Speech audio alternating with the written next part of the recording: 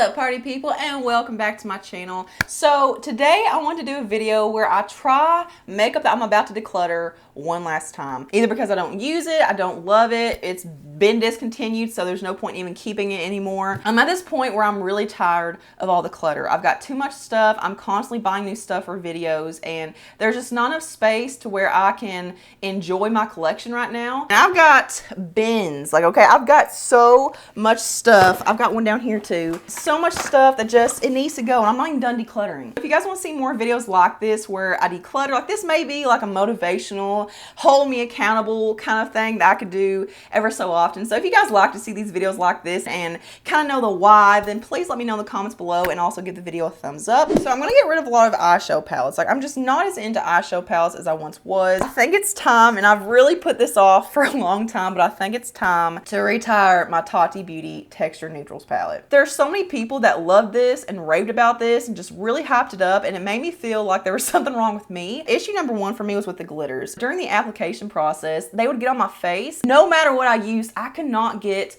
the glitter off my face. Like, the sequin glitter would just stick all over my face. Problem number two is that the metallic row, metallic, I say that loosely, this is just a basic ass shimmer. Problem numero tres. You've got a sequin row and a matte row, okay? You see this? Two different rows. They're the exact same shade. The sequin row is just the matte shade with a little bit of glitter in it. It was just kind of a waste of money in my opinion. Like, this was just overall very overpriced because these two rows were the same thing. Okay, so I don't know which glitter I want to use today, but I'm just gonna go ahead and go into this matte tan shade for my transition. I mean, the matte shades are fine, don't have a problem with them. They're nothing special. I also felt like calling this a neutrals palette was a little bit like, is it though?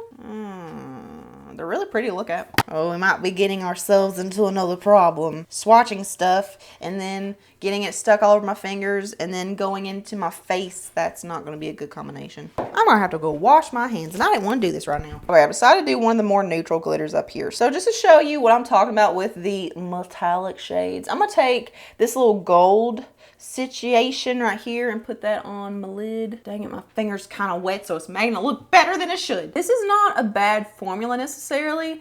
It's just, it's deceiving to call this a metallic shade. Metallic to me means wet, sheeny, like looks like you took a setting spray and did the whole technique with it. Like, this just looks like a regular dry shimmer with very little luster to it. So I don't know if I'm gonna declutter this, but I probably should because it's literally as old as Mother Teresa. I'm gonna try this NYX glitter primer. I'm just gonna go ahead and tap this on top of the eyelid, make it nice and sticky. I'm just gonna tap this on with a like flat kind of dense brush like this. Oh, there's still glitter on my face. No, look, it's even my freaking eyebrow. It's kind of weird, but it's almost like the glitter in this, even though it's a pressed glitter, it's almost like it comes detached from the formula and just flies around as if it were a loose glitter. It's so odd. And all I heard when this first came out was, oh, this is such a good glitter pigment. Like, this is the best glitter pigment I've ever tried.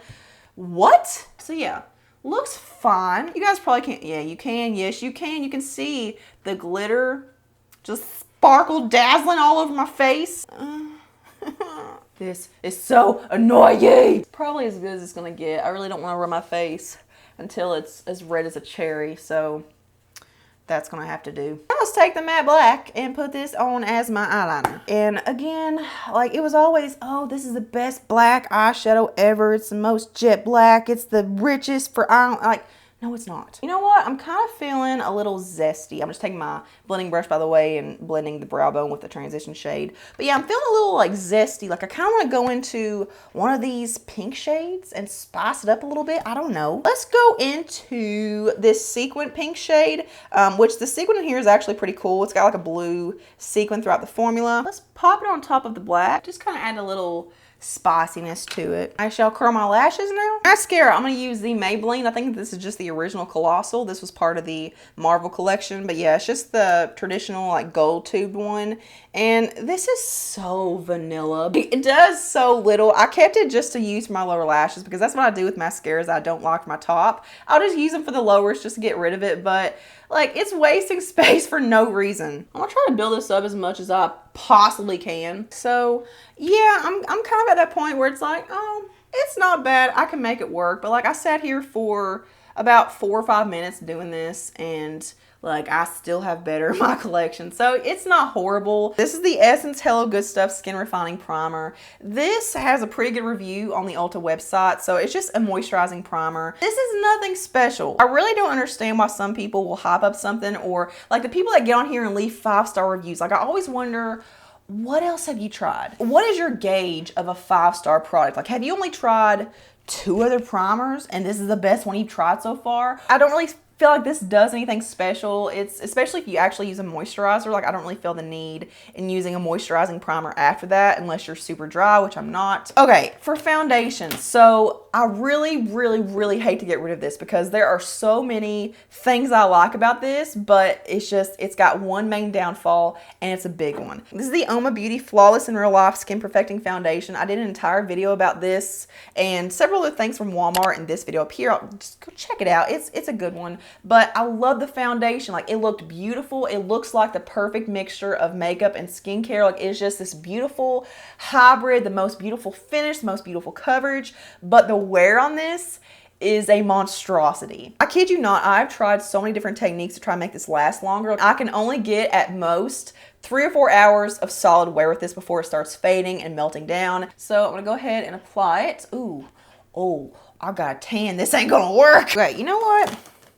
I hope this doesn't affect the way that it looks on the skin or anything about it, but I'm actually going to mix it in with a liquid bronzer. This is the Revlon Skinlights Face Glow Illuminator in the shade 305 Sunburst Bronze. It's not the best at mixing with your foundation. Like, it doesn't really darken it too much, but I'm going to try. It can't hurt. Oh yeah, that. Oh, yes. Yeah, that is such a pretty finish. It's a beautiful blend. The way it sits on the skin and just melts in is just so dreamy and effortless, but none of that matters if it doesn't actually hold up. For bronzer, I'm going to use this Sonia Kashuk Undetectable Cream Bronzer in the shade Rich Bronze.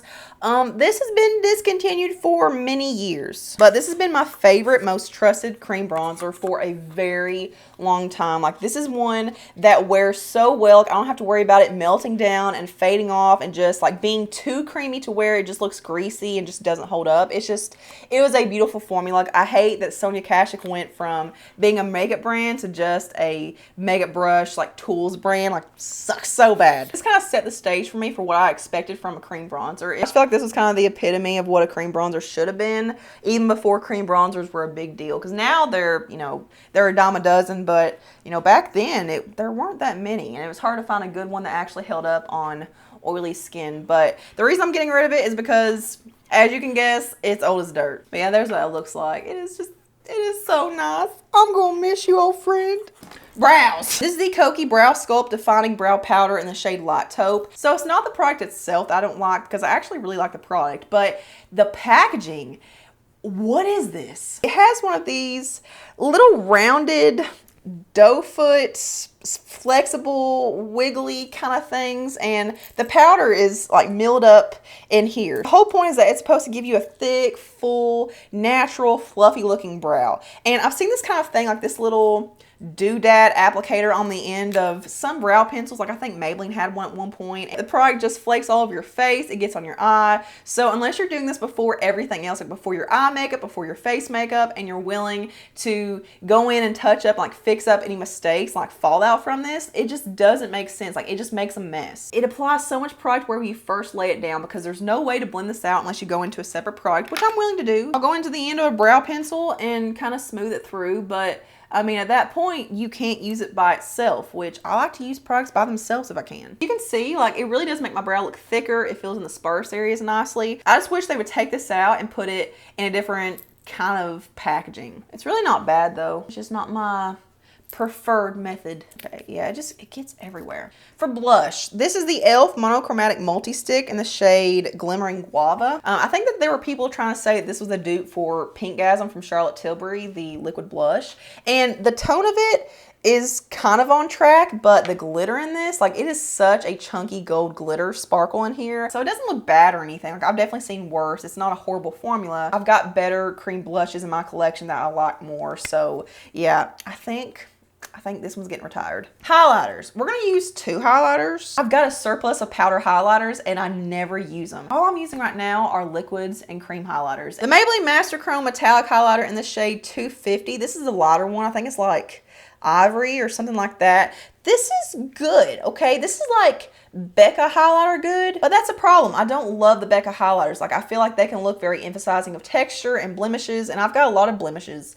and texture, so I don't need that. But it's a very ivory tone shade for me too. Sometimes it looks a little bit too bright and too ivory. It looks like a separate product. I like the kind of tone and the kind of finish and formula that just kind of like melts into my skin. Like, it looks like my skin, but just more radiant and glowy, you know? So like, this is nice. Like, this is like 2017 nice, but it's not like, oh, that's her skin just naturally glowing nice, you know? On the other side, I'm gonna use the Revlon Skinlights Prismatic Highlighter in the shade 201 Daybreak Glimmer. This is a dead-on dupe to the Anastasia Amrezy highlighter, which has been discontinued, obviously, but that's kind of the problem too. I hated that highlighter. Like, I thought it was so emphasizing of texture and hair, like peach fuzz. I feel like it looks a lot more smooth and sheeny and metallic when I swatch it versus on my face. Like, on my face, it definitely pulls more powdery, but it really throws me off because it looks so pretty in here. I just don't like the way it looks on my skin. I need to stop second guessing myself and doubting myself. Like, I know what I like I know what I look for. So just because something is a dupe or something is said to be good by the masses, like, it doesn't mean I have to like it too. It has made my skin look so aged. It's got the metallic wet sheen, but at the same time, it's powdery, like overly powdery. I'm gonna go into my under eye setting spray hack now. I'm gonna put the video up here. I do this every time I put my makeup on. I'm gonna use the Colourpop Pretty Fresh Hyaluronic Acid Setting Mist. The reason I'm getting rid of this setting mist is because I've realized just recently, actually, like I've used it not to set my makeup in place, like to keep it on longer, but I'll just use it to kind of rehydrate my skin if it's looking kind of cakey or powdery, or if I feel like my layers are too thick or whatever. But I've realized that whenever I use it, my makeup melts down faster. Like, I get oily, I get fading faster. Like, it's just not something that promotes longevity at all. So here is my full face of makeup that I'm decluttering. I had fun. I hope you guys had fun too. In the comments below, I want to know, what is something that you keep in your collection that you just can't seem to part ways with? Like, you just can't get rid of it. You keep making excuses, whatever it may be. So yeah, I want to know what you all are guilty of hoarding in the comments below. Here's a couple more things for you to check out next. Just venture around, make yourself at home. Subscribe if you're not already, and turn the notification bell on to always see my stuff. And I will see you guys in the next one. Mwah.